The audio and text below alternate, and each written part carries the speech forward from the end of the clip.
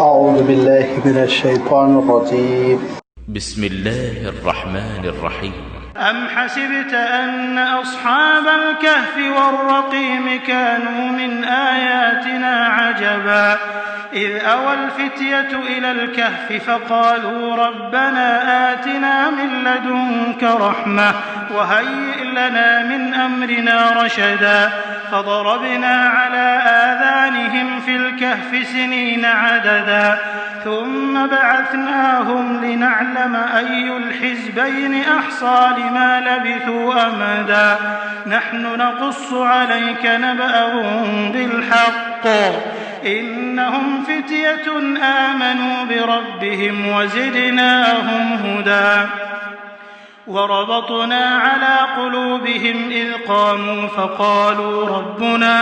فقالوا ربنا رب السماوات والأرض لن ندعو من دونه إلها لقد قلنا إذا شططا هؤلاء قوم اتخذوا من دونه آلهة لولا يأتون عليهم بسلطان بين فمن أظلم ممن افترى على الله كذبا وإذ اعتزلتموهم وما يعبدون إلا الله فأووا إلى الكهف ينشر لكم ربكم من رحمته ويهيئ لكم من أمركم مرفقا وترى الشمس إذا طلعت تزاور عن كهفهم ذات اليمين وإذا غربت تقرضهم ذات الشمال وهم في فجوة منه ذلك من آيات الله من يهد الله فهو المهتد ومن يضلل فلن تجد له وليا مرشدا. صدق الله العظيم. الحمد لله رب العالمين والصلاة والسلام على سيد المرسلين وعلى آله وأصحابه أجمعين أما بعد. سورۃ الکہف کی یہ 9 آیتیں ہیں جن کے بھی آپ کے سامنے تلاوت کی گئی.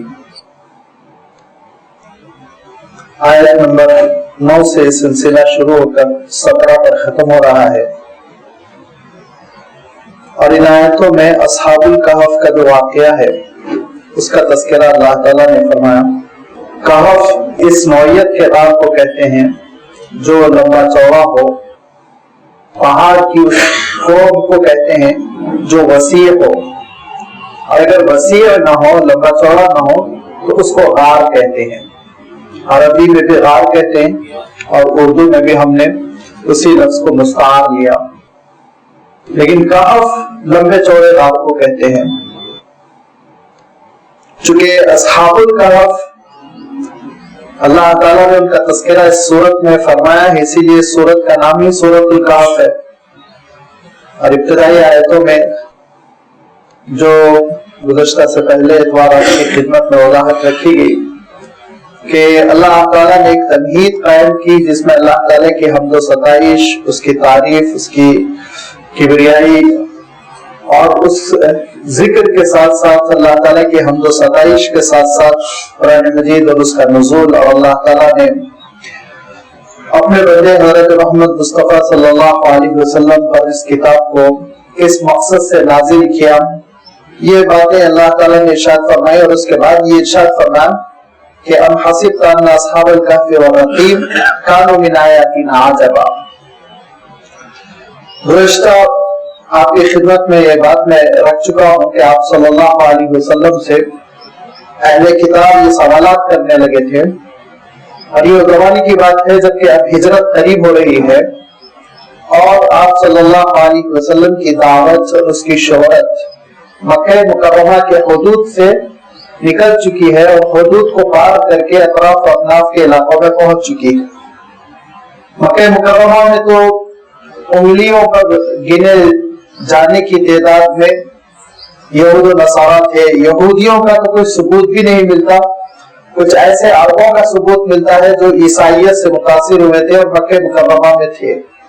باقی مکے کے لوگ وہ شرک میں پڑے ہوئے تھے अक्सर और बेशतर हजरत इब्राहिम अलैहिस्सलाम से निस्बत करते थे, लेकिन अब जानते हैं बड़ी तहरीफ हो चुकी थी और उन्होंने दीन का नक्शा बदल दिया था। बीसियों में सैकड़ों बुतों की पूजा किया करते थे। यहूदी जो थे वो मदीने मुनव्वरा और उसके अतराफ व अकनाफ थे। मदीने मुनव्वरा का नाम भी मदीना नहीं था बल्कि यसरब था। जब आप सल्लल्लाहु अलैहि वसल्लम की नबूवत और आप सल्लल्लाहु अलैहि वसल्लम की दावत की शोहरत मदीने मुनव्वरा के आसपास पहुंची तो यहूदियों ने भी, ईसाइयों ने भी, मुशरिकीन ने मक्का की कमर थपथपाई और मक्के के मुशरिकीन का सपोर्ट करते हुए हुजूर अकरम सल्लल्लाहु अलैहि वसल्लम के लिए मसाइल खड़े करने की कोशिश की। उन्हीं में से एक कोशिश ये थी कि वो मक्के के लोगों को सवालात भेजते थे कि ये पूछो वो पूछो, जिसमें से 3 सवाल बहुत अहम थे। एक सवाल यसअलूनका अनिर रूह, सूरह बनी इसराइल में गुजर चुका है कि रूह के बारे में आपसे पूछते हैं। और दूसरा सवाल था असहाबे कहफ कौन थे, गार वाले कौन थे। और तीसरा सवाल था जुल्करनैन की शख्सियत कौन सी शख्सियत है, उस पर आप रोशनी डालिए। लिहाजा ये 2 चीजों का, इन 2 सवालों का जवाब अल्लाह ताला ने सूरतुल कहफ में नाजिल फरमाया। और इससे पहले कि आयतों की तशरीह हो, एक मुख्तसर बैकग्राउंड में बयान करता हूँ कि हजरत ईसा अलैहिस्सलातु तस्लीम ने जब नबूवत का ऐलान फरमाया और लोगों को अल्लाह ताला की इबादत की दावत दी और यहूदियों में जो इन्हिराफात पैदा हो गए थे उस पर तनकीद की, तो आप जानते हैं कि यहूदी हजरत ईसा अलैहिस्सलाम के जान के तरफे हो गए, सूली पर चढ़ाने की कोशिश की, लेकिन अल्लाह ताला ने हजरत ईसा अलैहिस्सलाम को उठा लिया। रिवायतों के मुताबिक हजरत ईसा अलैहिस्सलातु तस्लीम की उम्र उस वक्त 33 साल थी और आपको तबलीग की और आप दावत पहुंचाने की जो मोहलत या जो मुद्दत मिली वो सिर्फ और सिर्फ 2.5 से पौने 3 साल थी। 30 साल के आसपास अल्लाह ताला ने आपको मबूस फरमाया और 33 साल में हजरत ईसा अलैहिस्सलातु तस्लीम इस दुनिया से उठा लिए गए, आसमान पर अल्लाह ताला ने बुलाया। हजरत ईसा अलैहिस्सलाम के सामने ईसाइयत का कोई गलबा नहीं हो सका था। ईसाइयत उसको नहीं कहना चाहिए, उनके इस्लाम का कोई गलबा नहीं हो सका था। हजरत ईसा अलैहिस्सलाम की तालीमात गालिब नहीं आ सकी थी। जब ही मजबूर कमजोर किस्म के लोग थे जिन्होंने हजरत ईसा अलैहिस्सलाम की दावत तौहीद कबूल कर ली थी और उन पर मजालिम के पहाड़ तोड़ दिए गए। वो अक्सर और बेशतर मजबूर हुए पहाड़ों में पनाह लेने के लिए, अक्सर और बेशतर। हजरत ईसा अलैहिस्सलाम की दावत अतराफ अकनाफ के इलाकों में पहुंची तो आप मैप उठाकर देखिए कि बैतुल्लाहम और फलस्तीन यरूशलेम के जो इलाके हैं वो पिछले जमाने में बिलादुश्शाम कहलाए जाते थे। बिलादुश्शाम आज उनके टुकड़े टुकड़े हो गए, कई मुमलकतों में इनको तकसीम कर दिया गया। लिहाजा फलस्तीन अलग है और फिर उर्दून अलग है और शाम अलग है जिसको सीरिया नाम दे दिया गया वगैरह वगैरह। हजरत ईसा अलैहिस्सलाम की दावत तौहीद धीरे धीरे वो अतराफ अकनाफ के इलाकों में पहुंचने लगी और लोगों ने इस्लाम कबूल करना शुरू किया।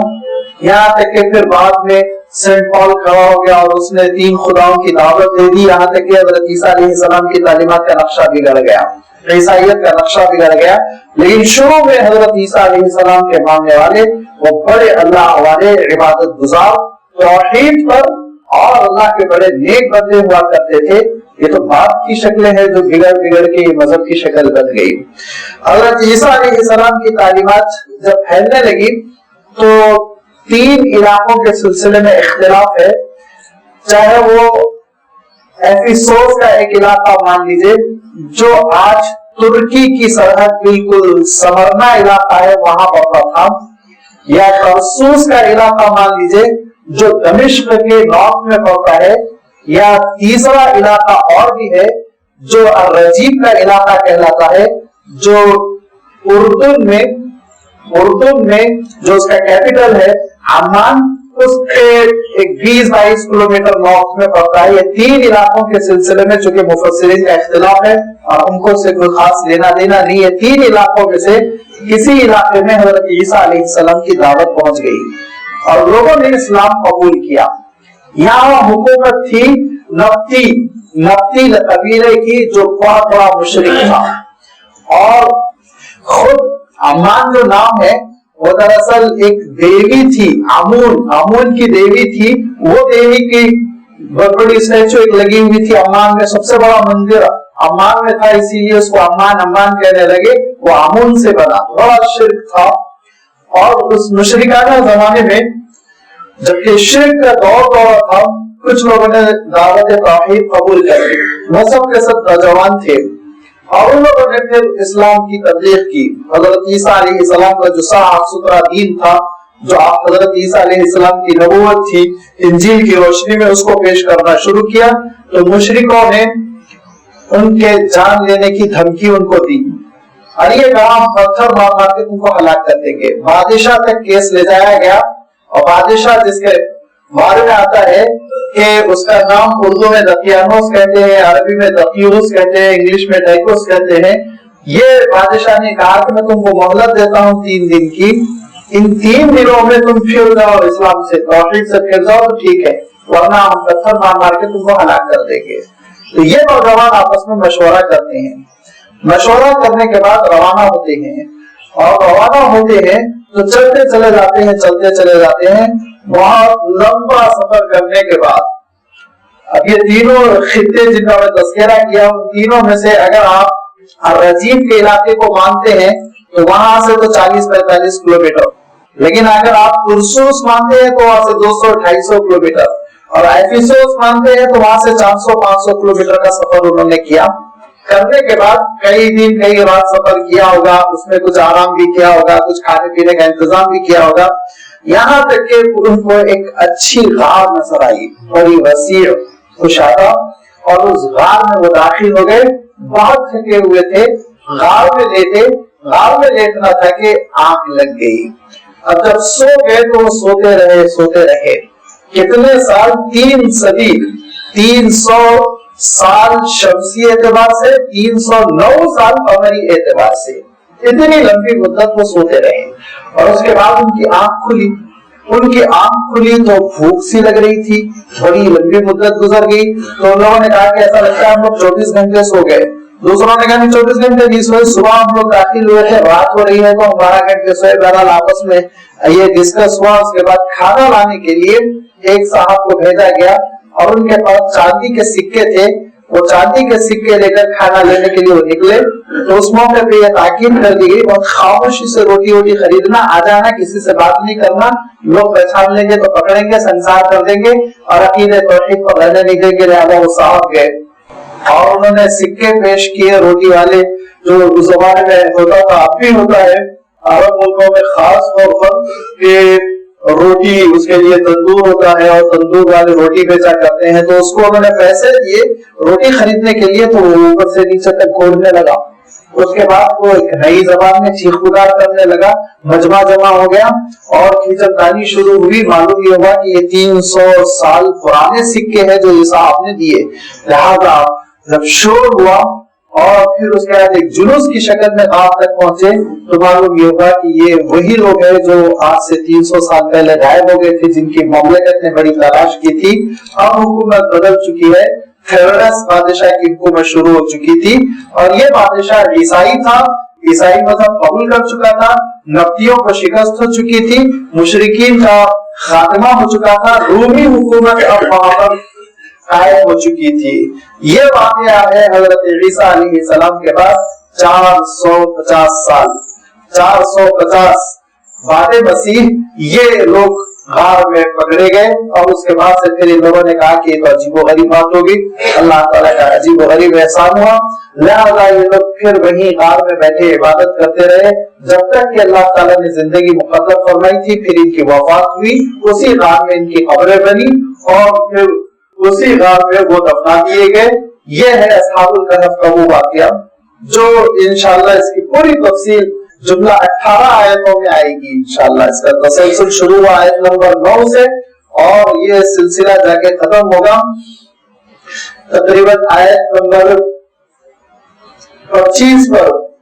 تو اس پورے تسلسل میں آپ دیکھیں گے کہ اصحاب الکہف کی مختلف باتیں اللہ تعالیٰ نے بیان فرمائی. میں نے ایک بیک گراؤنڈ اس لیے بیان کر دیا کہ آیتیں سمجھنے میں آسانی رہے.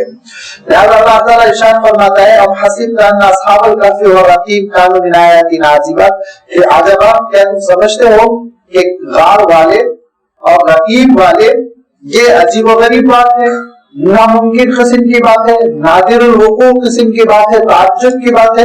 ہرگز نہیں، اللہ تعالیٰ کی نشانیوں میں سے ایک نشانی ہے ارشاد فرمایا، اس میں تعجب کی کوئی بات نہیں. اصحاب الکہف تو سمجھ میں آ گیا، کہف والے، کہف کی میں وضاحت کر چکا ہوں، لمبا چوڑا غار والے. رقیم کی تشریح میں اختلاف ہے. رقیم کی دو تشریح کی گئی. ایک تشریح کی گئی کہ رقیم بستی کا نام ہے، لہذا آج بھی جو بستی قریب میں ہے وہ رجیب کہلاتی ہے، اور اس رجیب کے بارے میں مورخین نے یہی لکھا کہ دھیرے دھیرے اس کا تلفظ بدل گیا. تلفظ بدلتا ہے، دھیرے دھیرے تلفظ بدلتا ہے، اور بہت لمبا آپ کو جانے کی ضرورت نہیں، بلکہ آپ اپنے ہی سامنے دیکھے ہوں گے کہ ممبئی بن گیا، ممبئی بن گیا، تو تلفظ بدلتا چلا جا رہا ہے تھوڑے تھوڑے دنوں میں. یہ تلفظ رقیم کا رجیب سے بدلنا اس لیے بھی ممکن ہے کہ بعض عرب قبیلے قاف کو جیم سے تبدیل کرتے ہیں. جیسے مصری جو ہے وہ جیم کو قاف سے تبدیل کر دیتا ہے، لہذا وہ کہے گا جمال کو گمال، جمال نہیں کہے گا گمال کہے گا. ایسے ہی بعض تلفظ، بعض الفاظ کا تلفظ ہوتا ہے، پروننسیشن، ساؤنڈ وہ بدل جایا کرتی ہے قبیلوں کے اعتبار سے، علاقوں کے اعتبار سے. بہت کامن بات ہے، عام بات ہے، کوئی ایسی بات نہیں ہے جس پہ ہم تعجب کریں. لہذا یہ کہا گیا کہ وہ رجیب ہی دراصل رقیم ہے، اور اللہ تعالیٰ نے اصلی نام علاقے کا بیان کر دیا تاکہ لوگوں کو معلوم رہے یہ اصل رقیم ہے. لیکن بعض اور مفسرین ہیں جو رقیم سے مراد علاقے کا نام نہیں لیتے، بلکہ رقیم کے معنی لکھا ہوا، جس کو آپ مکتوب کہتے ہیں، لکھی ہوئی چیز. اور یہ اللہ تعالیٰ نے ان کو اصحاب الکہف و رقیم اس لیے کہا کہ جب یہ غائب ہو گئے تھے اور ان کی تلاش بڑے زور و شور سے شروع ہوئی، لیکن یہ ملے نہیں. ڈھونڈتے کئی سالوں کے بعد، 60-70 سال کے بعد کچھ پتا چلا کہ اندر ہیں یہ لوگ. تو اس موقع پہ کتبہ لکھ کے لگایا گیا، ایک میٹالک کتبہ، ایک تختی بنائی گئی جس پہ نام پوروں کے ان کے لکھ دیے گئے، اور وہاں وہ نام لگا دیے گئے تھے، اس لیے ان کو رقیب کہا گیا. یہ دو تشریحات ہے. اللہ تعالیٰ ارشاد فرماتا ہے واسطہ ان اصحاب الکہف والرقیم کانوا من آیاتنا عجبا. تم سمجھتے ہو یہ عجیب و غریب بات ہے؟ عجیب و غریب بات نہیں ہے، بلکہ کیا ہے پورا واقعہ دیکھو. اذ اول فتیۃ الی الکہف، جب پناہ لی چند نوجوانوں نے. وہ کتنے تھے اس کی اللہ تعالیٰ خود آگے وضاحت فرما رہا ہے. ذہن میں رکھیے فی الحال اتنا ہی کہ وہ 7 تھے. اذ اول فتیۃ الی الکہف، جب غار میں نوجوانوں نے پناہ لی تو اس موقع پہ انہوں نے کہا فقالوا ربنا آتنا من لدنک رحمہ. انہوں نے دعا کی اور کہا اے پروردگار اپنی جانب سے رحمت نازل فرما، اپنی جانب سے رحمت کا انتظام فرما. وحیئ لنا من امرنا رشدا، اور اے اللہ ہمارے لیے ہدایت کا معاملہ فرما، ہمارے لیے ہدایت کا معاملہ فرما، ہم کو ایسی توفیق عنایت فرما کہ ہم تیرے دین پر برقرار رہیں، ثابت قدم رہیں. اللہ تعالیٰ کے دین کے لیے اور اللہ تعالیٰ کی خوشنودی کے لیے وطن چھوڑنا اور غاروں میں پناہ لینا اور جنگلوں میں رہنا یہ نبیوں کی سنت ہے. انبیاء علیہ السلام و تسلیم، ان کے تقریباً سارے نبیوں کی تاریخ آپ اٹھا کر دیکھیے، اس میں آپ کو ہجرتیں ملے گی. اور خود اللہ کے رسول صلی اللہ علیہ وسلم مکہ مکرمہ سے نکلتے ہیں اور بجائے نارتھ کے تھوڑا سا جنوب کی طرف آگے بڑھتے ہیں. حالانکہ جانا ہے آپ کو نارتھ میں مدینہ منورہ، لیکن اللہ کے رسول صلی اللہ علیہ وسلم تھوڑا سا جنوب میں جاتے ہیں. طور میں پھر اللہ کے رسول صلی اللہ علیہ وسلم 3 دن قیام فرماتے ہیں. پھر اس کے بعد وہاں سے نکل کر مدینہ منورہ روانہ ہوئے. تو یہ آپ انبیاء علیہ السلام و تسلیم کی تاریخ میں دیکھیں گے کہ انہوں نے ہجرتیں کی اللہ تعالیٰ کی خوشنودی کے لیے اور غاروں میں پناہ لینا پڑا. اسی طرح یہ چند نوجوان تھے جن کے بارے میں کہا گیا کہ وہ 7 نوجوان تھے.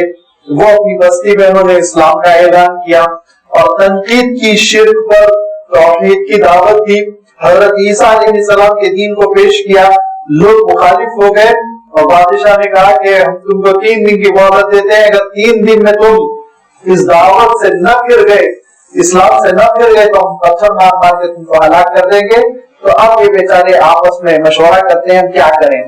ایک طرف جان کا ضیاء ہے، جان کا دھوکہ ہے، دوسری طرف ارتداد کا شبہ ہے، دین سے پھیر دینے کا ڈر ہے، لہٰذا ان لوگوں نے طے کیا کہ راتوں رات نکل جائیں۔ چلتے چلے گئے غار میں پہنچ گئے۔ اس اول فتیتو، جب نوجوانوں نے پناہ لے لی، عوام نے پناہ لینا، جب نوجوانوں نے پناہ لے لی غار میں، تو انہوں نے دعا کی کہ پروردگار اپنی جانب سے آپ رحمت نازل فرمائیں اور ہمارے لیے ہدایت کا سامان فرمائیں۔ تو اللہ تعالیٰ نے کیا کیا، فضربنا علی آذانہم فی الکہف سنین عددا، اللہ تعالیٰ نے گنے ہوئے سالوں کے لیے، جو اللہ تعالیٰ کو معلوم تھا کہ اتنے سال ہے، یہ بات اللہ تعالیٰ کے لیے غیر معلوم نہیں تھی، معلوم شدہ تھی کہ اتنے سال ان کو رہنا ہے۔ کیوں؟ بڑی عجیب و غریب حکمت تھی اللہ تعالیٰ کی، وہ عالم و خبیر، جانتا تھا آگے کیا ہونے والا ہے۔ لہٰذا جب یہ بیدار ہوئے تھے، عجیب و غریب حالات میں بیدار ہوئے، انشاءاللہ جب وہ بیدار ہونے کا اور باہر نکلنے کا تذکرہ آئے گا میں وضاحت کروں گا۔ لہٰذا ایک مدت کے لیے اللہ تعالیٰ نے کیا کیا، ان پر نیند طاری فرما دی، اور اس نیند کی طاری کرنے کے لیے اللہ تعالیٰ ارشاد فرماتا ہے فضربنا علی آذانہم۔ آپ نے دیکھا ہوگا کہ جب چھوٹے بچوں کو سلایا جاتا ہے تو ان کے کان کو تھپ تھپایا جاتا ہے۔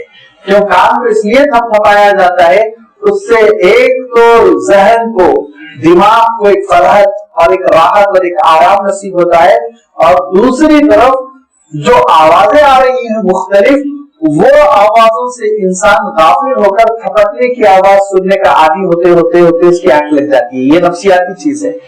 تو یہ کان کو تھپکنا سلانے کے لیے یہ بہت پیارا انداز ہے۔ یہ مائیں اپنے بچوں کو لوریاں دے کر کان تھپتھپا کر سلاتی ہیں۔ تو آپ اس منظر کو ذہن میں رکھتے ہوئے دیکھیے، اللہ تعالیٰ ارشاد فرماتا ہے فضربنا علی آذانہم، ہم نے ان کے کان کو تھپتھپا دیا۔ اتنی محبت سے اللہ تعالیٰ نے ان کو سلایا کہ ان کو کسی قسم کی کوئی تکلیف نہیں ہوئی، بہت آرام سے، ایسے جیسے اپنے گھر میں اپنے بچھونوں پر، اپنے بستروں پر وہ ہوں۔ دھیرے دھیرے ان کی آنکھ لگی، فی الکہف غار میں، سنین عددا، عدد مانے گنے ہوئے، معلوم شدہ سالوں کے لیے۔ اللہ تعالیٰ کے پاس وہ سالوں کی تعداد طے تھی۔ پھر ہم نے کیا کیا، ثم بعثناہم، پھر دوبارہ ہم نے ان کو بیدار کر دیا، لنعلم ای الحزبین احصی لما لبثوا امدا، تاکہ یہ جانچ لیا جائے کہ ہر دو گروپ میں کون سا گروپ ہے، ای الحزبین احصی لما لبثوا امدا، شمار کر سکے گا کہ وہ کتنی مدت برقرار رہے۔ دو گروپ کون سے، ایک گروپ اصحاب الکہف کا، ایمان والوں کا، اور ایک گروپ ان کے مخالفین کا، مشرکین کا، جو ان کو وطن چھوڑنے پر یا ان کی جان لینے پر آمادہ تھے۔ لہذا اللہ تعالیٰ ارشاد فرماتا ہے دونوں گروپ میں سے کون حق پر ہے، کون علم والے ہیں، کون جانتے ہیں نتیجہ کیا ہونے والا ہے، یہ نکھر کر آ جائے، یہ حقیقت نمایاں ہو جائے، اسی لیے ہم نے پھر دوبارہ ان کو بیدار کیا۔ نحن نقص عليك نبأهم بالحق، اے نبی آپ کے لیے ہم ان کا قصہ بیان کریں گے۔ آپ کو سوال کیا گیا ہے، لہذا اس سوال کا جواب ہم آپ کو عطا کریں گے۔ آپ صلی اللہ علیہ وسلم کی نبوت کو آزمانے کے لیے اور آپ صلی اللہ علیہ وسلم کے علم کو آزمانے کے لیے یہ مکے کے مشرکین اور ان کے بیک گراؤنڈ میں اور ان کے پس پشت یہود و نصارا سوالات کر رہے تھے۔ تو اللہ تعالیٰ ارشاد فرماتا ہے کہ ہم آپ کو بتاتے ہیں، نحن نقص علیک، ہم آپ کے سامنے قصہ بیان کریں گے، بالحق، ایک صداقت کے ساتھ، سچا واقعہ، کیونکہ عیسائیوں نے اس واقعے کو بہت ہی توڑ مروڑ کے تاریخ میں پیش کیا۔ ان کے پاس یہ واقعہ مشہور ہے 7 سلیپرز کے نام سے، لیکن اس میں انہوں نے بڑی ملاوٹیں کر دی اور حقیقت کو باقی نہیں رکھا۔ قرآن مجید کی شان یہ ہے کہ قرآن مجید اہل کتاب کی ساری تحریفات کو نمایاں کر دیتا ہے، الگ کر دیتا ہے، اور اللہ تعالیٰ حقائق کو ایسے پیش کر دیتا ہے کہ اس میں کسی قسم کی جھوٹ کی کوئی ملاوٹ باقی نہیں رہ جاتی۔ تورات اور انجیل میں جو لوگوں نے ملاوٹیں کی، تبدیل کرنے کی جو کوششیں کی، وہ ساری سازشوں کا پردہ اللہ تعالیٰ چاک کر دیتا ہے۔ کبھی کبھی تو صرف ایک لفظ سے ساری حقیقت کا اشارہ کر دیا جاتا ہے۔ نحن نقص علیک نبأهم بالحق، ہم سچائی اور صداقت کے ساتھ ان کے واقعے کو آپ کے سامنے بیان کریں گے. انہم فتیۃ، وہ کچھ نوجوان تھے، آمنوا بربہم، اپنے پروردگار پر انہوں نے ایمان قبول کیا تھا. اور جب ایک بندہ اپنے پروردگار کی طرف آگے بڑھتا ہے تو پھر پروردگار بھی اپنی رحمتوں کے ساتھ اس کی طرف آگے بڑھتا ہے. لہذا فرمایا انہم فتیۃ آمنوا بربہم، وہ کچھ نوجوان تھے جنہوں نے اپنے پروردگار پر ایمان قبول کیا. وزدناہم ھدی، تو ہم نے بھی ہدایت کی راہیں کھول دی ان کے لیے، ہم نے ہدایت کا اضافہ کر دیا، ہدایت کا ہم نے ان کے لیے خوب اضافہ کر دیا. دل کھلتا چلا گیا، انشراح ہو گیا، سینہ کھلتا چلا گیا ان کا اسلام کے لیے. ضرورت اس بات کی ہوتی ہے کہ بندہ پہلے پہل کرے، آگے بڑھے.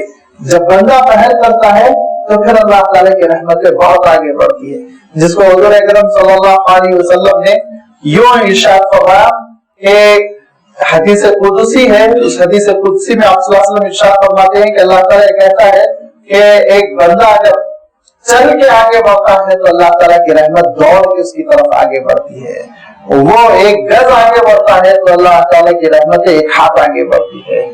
جتنا وہ کرتا ہے اس سے کہیں زیادہ اللہ تعالیٰ اس کے ساتھ معاملہ فرماتا ہے. لیکن اگر بندے کے اندر ہی انجماد ہے، بیٹھا ہوا ہے، وہ خود اپنے لیے توفیق اور ہدایت نہیں طلب کرتا تو پھر واقعی بات ہے وہ اللہ کی رحمت سے محروم رہتا ہے. لہذا فرمایا کہ وہ لوگ ایمان قبول کر کے کھڑے ہو گئے توحید کا دورہ بلند کرنے کے لیے. وزدناہم ھدی، تو ہم نے بھی ہدایت کی راہیں ان کے لیے کھول دی، اضافہ کر دیا ہم نے ہدایت میں، اور انشراح دل کا اطمینان نصیب کیا کہ اسلام پہ پوری طرح وہ مطمئن ہو گئے. وہ کیسے؟ وَرَبَطْنَا عَلَىٰ قُلُوبِهِمْ، اور ہم نے ان کے دلوں کو مضبوط کر دیا، دل مضبوط ہو گئے اسلام پر. اور جب دل مضبوط ہو گئے اسلام تو کھڑے ہو گئے. فقالوا، اور اعلان کیا، اور اعلان کر کے دعوت پہنچا دیا، کہا ربنا رب السماوات والارض، ہمارا پروردگار وہی پروردگار ہے جو زمین و آسمان کا پروردگار. نہ ہم کسی ستارے کی پوجا کرتے ہیں، نہ سورج کی، نہ ہم دریا کی کرتے ہیں، نہ درخت کی، نہ ہم بدھ کی کرتے ہیں، نہ دیوی دیوتا کی. ہم کسی کی عبادت نہیں کرتے، ہم صرف رب العالمین اللہ تعالیٰ کی ہم عبادت کرتے ہیں. لن ندعو من دونہ الہا، اس سے ہٹ کے ہم کسی کو خدا نہیں سمجھتے، کسی کو خدا نہیں پکارتے. ساری چیزوں کو ہم مخلوق جانتے ہیں، خالق تنہا اللہ تعالیٰ ہے، رب العالمین ہے. لقد قلنا اذا شططا، اگر ہم نے اللہ کے ساتھ کسی کو شریک کرنے کی بات بھی کہی تو پھر لقد قلنا اذا شططا، تو بڑی انحراف کی بات ہوگی، کجروی کی بات ہوگی. شطط کہتے ہیں انحراف کو، کجروی کو، راستے سے ہٹ جانا، گمراہی قبول کر لینا، اس کو شطط کہتے ہیں.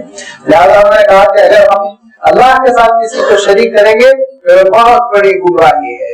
روز روز سے اللہ تعالیٰ نے اس توحید کی دعوت انبیاء علیہ السلام و تسلیم کے ذریعے سے انسانیت تک پہنچائی. یہی دعوت حضرت عیسیٰ علیہ السلام کے ذریعے سے دنیا کو ملی تھی، اور اسی کو لے کر یہ اصحاب کہف کھڑے ہو گئے. ہؤلاء قوم اتخذوا من دونه آلہۃ، اور ہماری یہ قوم ہے کہ اللہ سے ہٹ کے بیسیوں خدا بنا رکھے ہیں، بہت سے خداؤں کو یہ پوچھتے ہیں. اور یہ اس زمانے کی باتیں ہیں، جیسے کہ میں ابھی آپ کی خدمت میں کہہ چکا ہوں کہ آمون کی دیوی تھی، اور ان کے پاس اپولو کی دیوی تھی، اسی زمانے کی دیویاں ہیں. اپولو کی دیوی جو تھی اس کو کہتے تھے کہ ربۃ الفنون والعلوم، علم اور فن کی دیوی ہے، جیسے آپ کے ملک میں سرسوتی سمجھی جاتی ہے. اور آمون کی دیوی وسائط کی دیوی تھی. شر کا خدا الگ تھا، خیر کا خدا الگ تھا، جہنم کا خدا الگ تھا، جہنم کا خدا الگ تھا، اور بیماری کا خدا الگ تھا، علاج کا خدا الگ تھا، صحت کا خدا الگ تھا، دولت کا خدا الگ. یہ بیسیوں خدائیں تھے.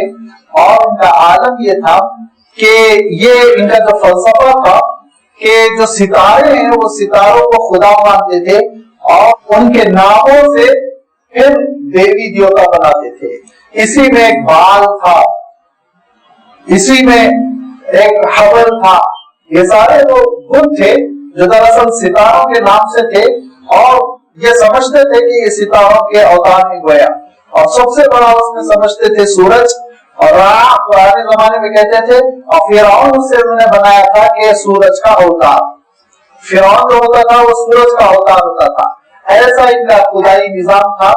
لہذا یہ سینکڑوں خدا بنا رکھے تھے. हाउलाई कौमुन तखज़ू मिन दुनिही आलिहतन, ये हमारी वो कौम है, नादान कौम, इत्तखज़ू जिन्होंने बना रखा है, मिन दुनिही अल्लाह को छोड़कर, आलिहतन कई खुदा, लौला यातुना अलैहिम बिसुल्तानिन बय्यिन, काश ये सबूत पेश करते इनके खुदा होने का, कोई दलील पेश करते। दलील दो तरह की होती है, या तो अकल से होती है या तारीख से होती है, ये दो तरह की दलील हो सकती है। लिहाजा तारीख से दलील कैसे होगी कि भाई किसी नबी ने कहा हो, किसी सहीफे में कहा हो, कोई किताब नाजिल हुई हो, तारीख बदलाए। और अकल वो उसके बारे में अल्लाह ताला कुरान मजीद में साफ साफ इरशाद फरमाता है कि याद रखो कि एक से दो का मसला हो ही नहीं सकता। कुल हुवल्लाहु अहद, वहां अहदियत का मसला है। क्यों? इसलिए इरशाद फरमाया कि अल्लाहु ला इलाहा इल्ला हुवल हय्युल कय्यूम, हय हयात उसकी अपनी जाती है, कय्यूम कायम वो अपनी जात से है, नींद उसको नहीं आती, थकन उसको नहीं होती, ऊंघ उसको नहीं आती, कमजोरी उसके पास नहीं, औलाद की जरूरत उसके पास नहीं। अब अगर इन सिफात के साथ कोई है तो उसको पेश करो, और अगर सिफात के साथ नहीं है, वो कमजोर है, या वो सोता है, वो थक जाता है, या वो मगलूब है, या वो मजबूर है, तो मजबूर को खुदा ना बनाओ, खुदा के लिए मजबूर को खुदा ना बनाओ, क्योंकि मजबूर क्या खुदाई कर सकेगा? जरा सोचो, जरा सोचो। और अगर मजबूर नहीं है, नऊजुबिल्लाह, कोई मखलूक के बारे में समझता है कि उसके अंदर भी पूरी अल्लाह ताला की तरह सलाहियत है, तो फिर दोनों में इख्तिलाफ क्यों नहीं होगा? अल्लाह ताला इरशाद फरमाता है दोनों में बराबर है। अगर बराबर है तो अल्लाह ताला इरशाद फरमाता है तो बहुत बड़ा बिगाड़ होता था। एक खुदा कहता था कि इनको जो है 60 साल की उम्र में उठा लो, दूसरा कहता था नहीं ये मेरा चाहिए का बंदा है 100 साल रहने दो। दोनों में लड़ाई हो रही है, नऊजुबिल्लाह। इरशाद फरमाया कि अकल साफ मानती है कि अल्लाह का मुक़ल्ला कोई नहीं, लम यकुन लहू कुफुवन अहद, कोई उसके बराबर, हम सब नहीं, सब उसके आगे मजबूर, कमजोर। लिहाजा अहदियत है वहां पर, तने तना वही मालिक है, तने तना वही माबूद है। लिहाजा कोई तुम्हारे पास दलील नहीं है। जब बात की इन लोगों ने तो इन्होंने दलील तलब की, जवाब में दलील देना चाहिए था, लेकिन दलील देने के बजाय लोगों ने कहा नहीं, पत्थर मार मार के हम तुमको खत्म कर देंगे, रहो तो मुशरिक रहो, तो इनकी बात न करो वरना हम खत्म कर देंगे। जो झूठ की निस्बत अल्लाह की तरफ करता है उससे बढ़कर कोई जालिम नहीं हो सकता। ये क्या है? देखिए, आप किसी भी मुशरिक से बात कर लीजिए, हिंदुस्तान से लेकर दुनिया के किसी कोने में, और आज से 2000 साल पुराने मुशरिक और आज के 2000 साल बाद आने वाले मुशरिक, किसी से भी आप बात कर लीजिए, वो क्या कहेगा? ऊपर वाला तो एक ही है, कहेगा ऊपर वाला एक ही है, ये उसके शरीक हैं, पार्टनर्स हैं, जो उसके काम में शरीक हो गए।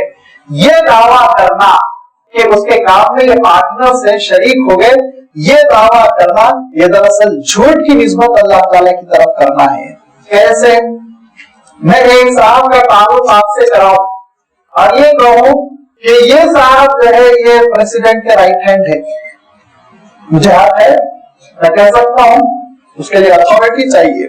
कौन कह सकता है? प्रेसिडेंट खुद कह सकता है ये मेरा राइट हैंड है, ये मैं अथॉरिटी दे रहा हूं, ये मैं इनको मकाम दे रहा हूं, मैं इनको दस्तराज समझता हूं, इनको पोस्ट दे रहा हूं, मनसब दे रहा हूं, सरकारी तौर पर, गैर सरकारी तौर पर, लेकिन ये कहने का हक सिर्फ और सिर्फ सदर जमहूरिया को, मुझे और आपको नहीं।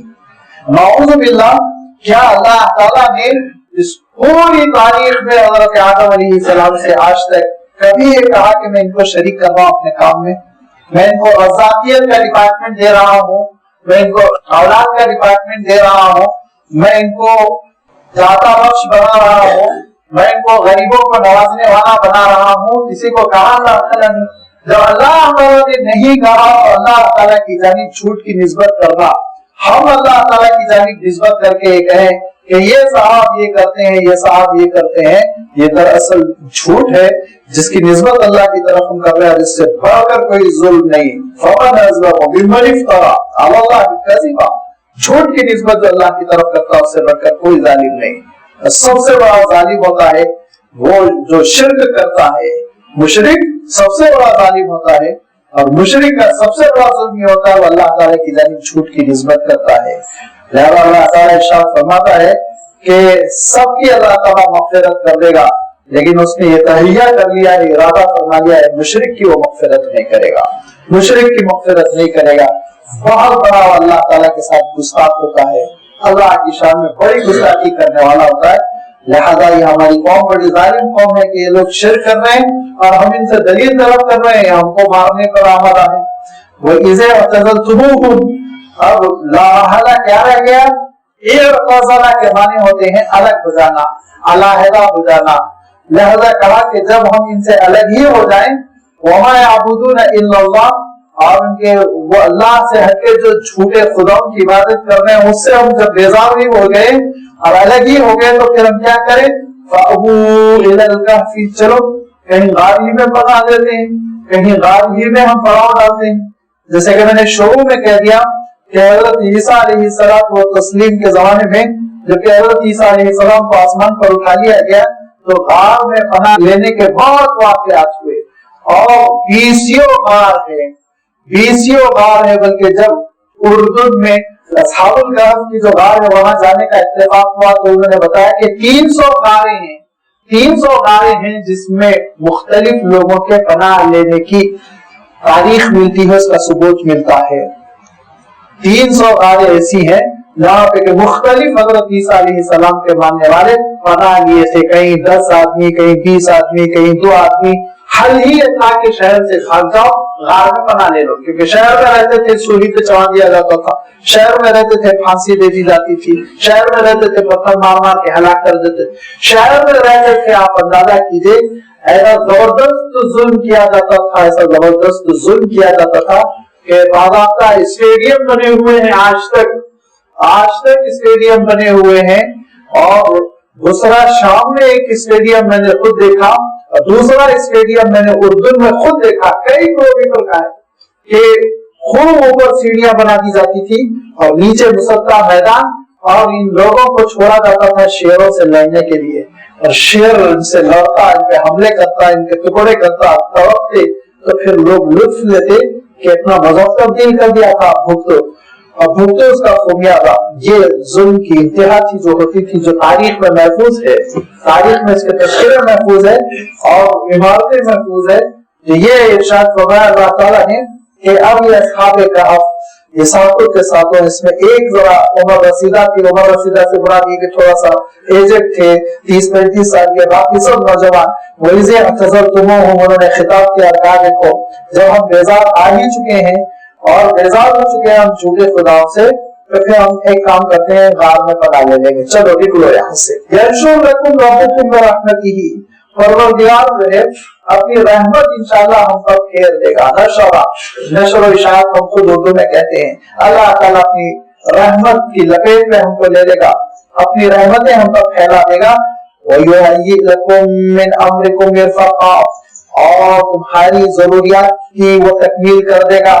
یحیئ مانے پرووائڈ کرنا، ضروریات کو فراہم کرنا، وہ فراہم کر دے گا۔ من امرکم مرفقا، تمہاری جو مرفق کہتے ہیں ضرورت زندگی، غذا، ہوا، پانی، لباس وغیرہ وغیرہ، ساری ضروریات جس کو مرفق مرافق کہتے ہیں، تو ساری ضروریات زندگی انشاءاللہ مولا خود فراہم کرے گا۔ اعتماد کی اور توکل کی یہ ایک حد ہے، توکل کا ایک ایسا عالم ہے کہ پوری طرح اطمینان کے ساتھ کہتے ہیں کہ چلو کسی غار میں پناہ لیں گے اور اس کے بعد جو بھی ہوگا دیکھیں گے، اللہ تعالیٰ انشاءاللہ جو زندگی مقدر ہے وہ عنایت فرمائے گا۔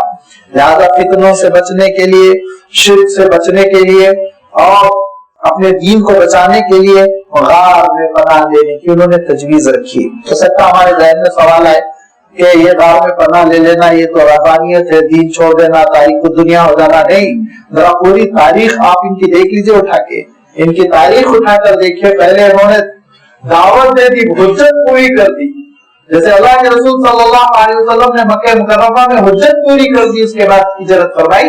بالکل ایسے ہی ان لوگوں نے صاف کھل کے کہہ دیا کہ ربنا رب السماوات والارض لن ندعو من دونه الہا لقد قلنا اذا شططا، اللہ کے سوا کوئی معبود نہیں، اس کے سوا جس کی عبادت نہیں ہوگی، اس کے سوا جس کی عبادت ہوگی وہ جھوٹ ہے، ظلم ہے، وہ اللہ کی جانب جھوٹ کی نسبت ہے۔ پوری دعوت پہنچا دینے کے بعد جب انہوں نے دیکھا کہ اب لوگ نہ ایمان قبول کر رہے ہیں اور نہ ان کو چین سے رہنے دے رہے ہیں، تب انہوں نے سوچا کہ اب نکلو۔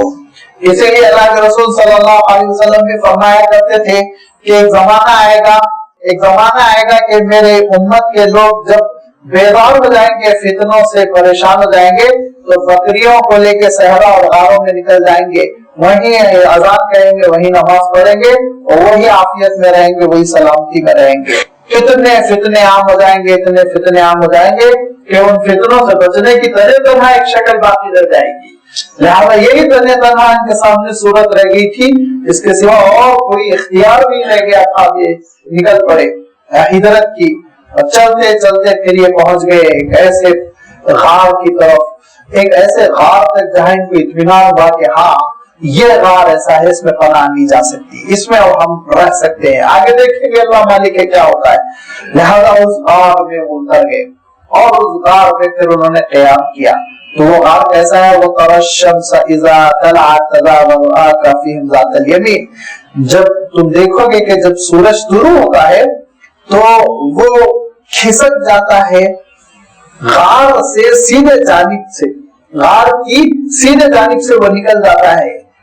وَإِذَا غَرَبَتْ، اور جب وہ غروب ہوتا ہے، تَقْرِضُهُ، غربا کے معنی اصل تو کترنا، لیکن یہاں پہ کترانے کے معنی ہے، اور جب غروب ہوتا ہے تو وہ کترا کے نکل جاتا ہے ذات الشمال، لیفٹ سائڈ سے، بائیں سائڈ سے۔ وہ غار کیسا ہے؟ وہ غار اس طرح سے ہے، جب آپ دیکھیں گے تو تقریباً آپ یہ سمجھ لیجئے کہ 8x6 کا وہ ایک غار ہے، اور اس غار میں داخل ہونے کے لیے ایک کھڑکی تھی، اب اس کو انہوں نے دروازہ بنا دیا، اب اس کو انہوں نے چھید کے ایک پورے دروازے کی شکل دے دی، اور آپ کھڑے ہو کے داخل ہو سکتے ہیں، ورنہ وہ یوں سمجھ لیجئے بڑا سا روشن دان جیسے ہو، اس سمت بڑا سا روشن دان ہو، اس میں سے کود کے اندر آنے کے بعد ایک چبوترا ہے، پتھر کا ایک چبوترا ہے، اور عجیب و غریب اللہ تعالیٰ کی شان ہے کہ اس چبوترے پہ 6 آدمی 7 آدمی لیٹ سکتے، اس سے زیادہ نہیں۔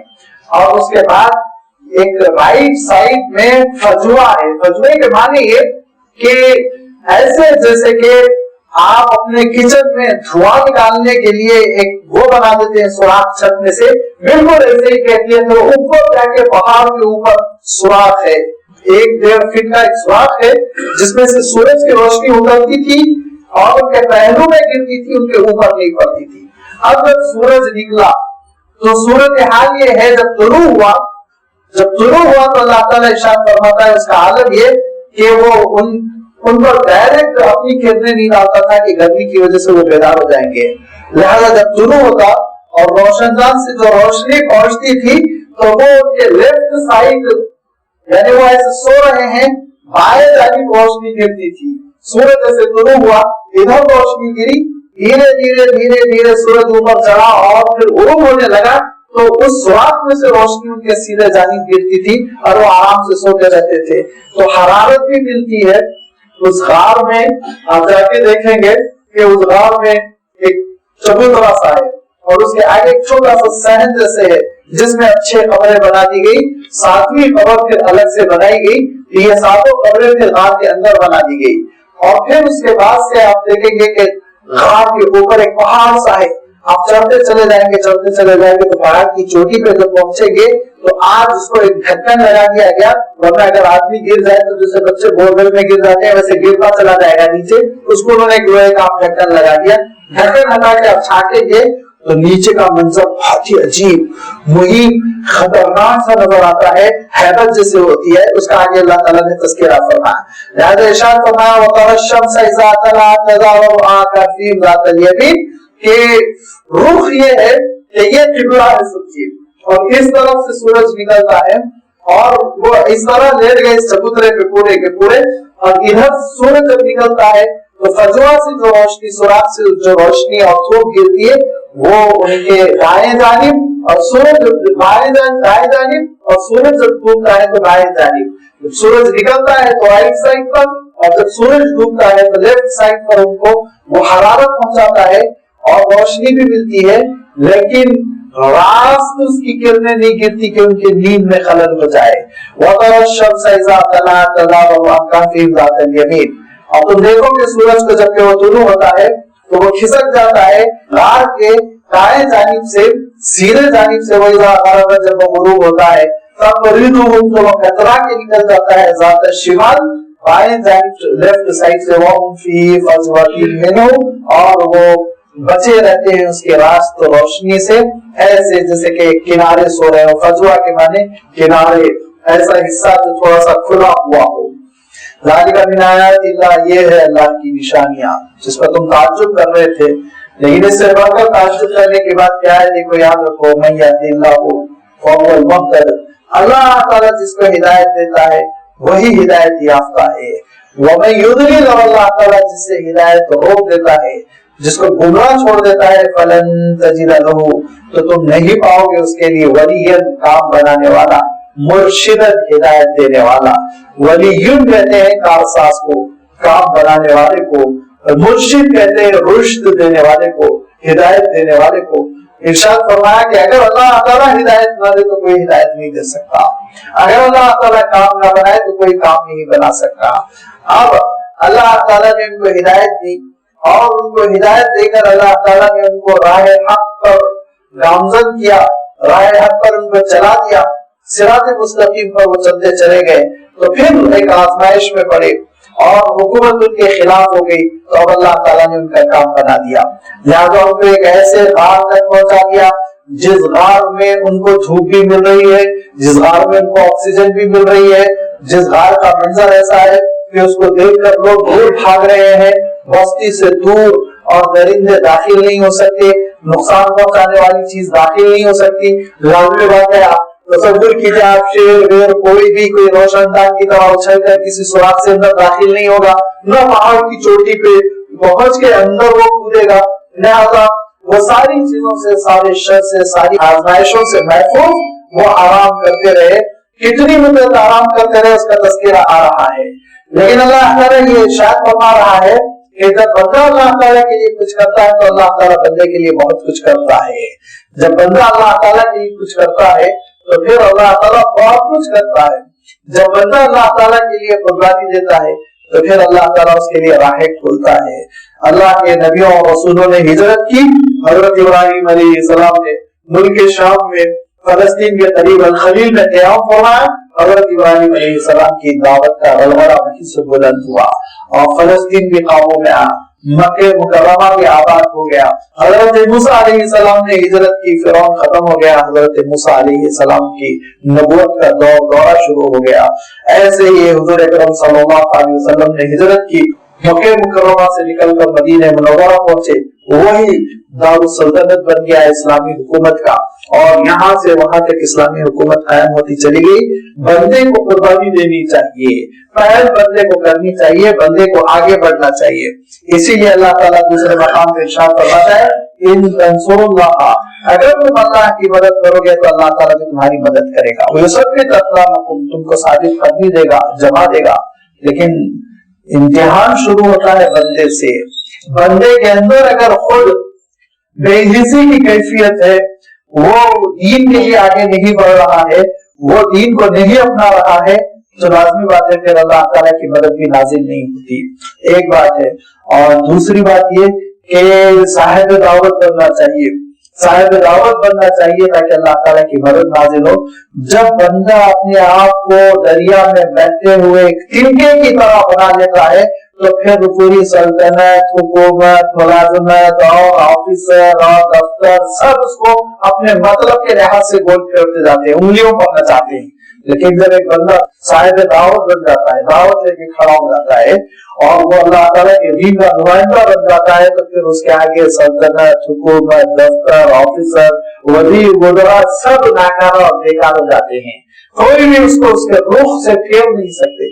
असहाबुल कहफ ये सातों लोग साहिब दावत बनकर खड़े हो गए, पूरा मुल्क उनके खिलाफ है, कोई भी उनकी बात सुनने वाला नहीं। लेकिन उन्होंने तारीख बदल दी, तारीख बदल दी, और उनका आलम ये हुआ कि अल्लाह ताला के सहीफों में जगह पाने वाले बन गए। क़यामत तक के लिए अल्लाह ताला ने उनके तज़किरे को महफूज फरमा दिया।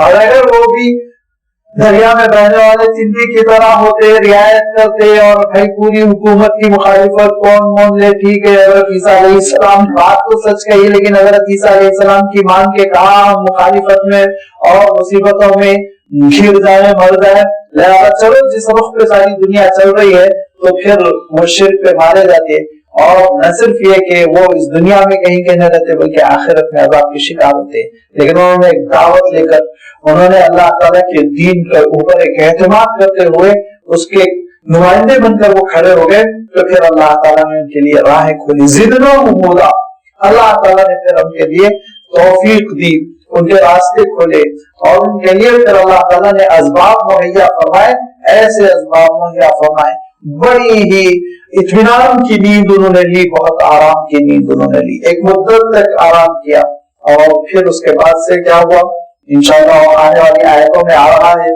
کہ ان کا جب معاملہ کھل کر سامنے آیا تو پھر لوگ ان کے متقد ہو گئے، ایسے متقد ہوئے کہ ان کی وفات کے بعد یہ کہا کہ اظہار کے پاس تو ایک مسجد بننی چاہیے، عبادت ہونی چاہیے، یہ اللہ والے تو ایسے اللہ والے تھے، ان کی یادگار مسجد کی شکل میں بننی چاہیے، یہ مقبولیت ملی۔ تو جب بندہ اللہ تعالیٰ کے دین کا نمائندہ بنتا ہے اور اس کے لیے سرگردہ ہوتا ہے، جدوجہد کرتا ہے، تو پھر آپ دیکھیں گے اللہ تعالیٰ بھی راہیں کھولتا ہے، جس کو اللہ تعالیٰ نے خود قرآن پاک میں ارشاد فرمایا کہ تم تقوی اختیار کرو، اللہ کا دین اختیار کرو، اللہ تعالیٰ تمہارے لیے راہیں کھولے گا، اور رزق بھی عنایت فرمائے گا، بخشش بھی ہوگی، درجات بھی بلند ہوں گے، سب کچھ تم کو ملے گا۔ اور اگر کترائے گا، منہ چھپائے گا اور یہ چاہے گا کہ وہ ذرا سا بس ٹھنڈے چھاؤں کی زیر سایہ زندگی بسر کر لے، کوئی آزمائش کوئی امتحان میں نہ پڑے، تو پھر دنیا اس کو نچائے گی، کہیں کا نہیں رکھے گی۔ لہذا دوسرا پیغام جو ملتا ہے وہ یہ کہ ہم صاحب دعوت بنے، اللہ کے دین کے نمائندے بنے، اللہ تعالیٰ کا دین لے کر کھڑے ہو جائیں تاکہ ہم کو اپنے روح سے کوئی نہ بدل سکے۔ جو روح ہے ہمارا حرم شریف کا، انی وجہت وجہی للہ، اللہ کی جانب جو ہم نے رخ کیا اس رخ سے ہم کو کوئی پھیر نہ سکے۔ اب یہ حضرات غار میں ہیں، غار میں اللہ تعالیٰ نے ان کو آرام کرنے کا موقع دیا، اور یہ سو گئے۔ اب یہ کتنے تھے، غار کی کیا پوزیشن تھی، کب تک سوئے اور نکلے تو کیا ہوا، یہ سارا تذکرہ اللہ تعالیٰ نے آگے کی آیتوں میں فرمایا۔ انشاءاللہ آئندہ اتوار اس کی وضاحت آپ کی خدمت میں رکھی جائے گی۔ وآخر دعوانا ان الحمدللہ رب العالمین۔